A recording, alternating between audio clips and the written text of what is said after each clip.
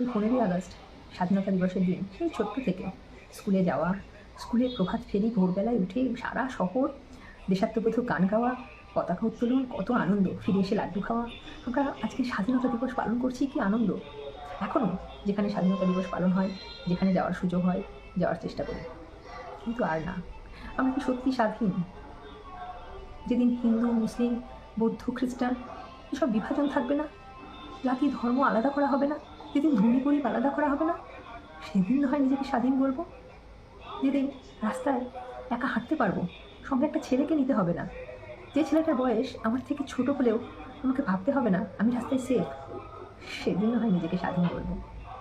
যেদিন কাজ থেকে ফিরতে দেরি হলে ভয় লাগবে, রাত হয়ে গেছে, রাস্তায় যদি কোনো বিপদ হয়ে যায়, তাই আজকে রাতটা না হয় এখানেই থেকে যায়, এটা ভাবতে হবে না, সেদিন না হয় নিজেকে স্বাধীন বলবো।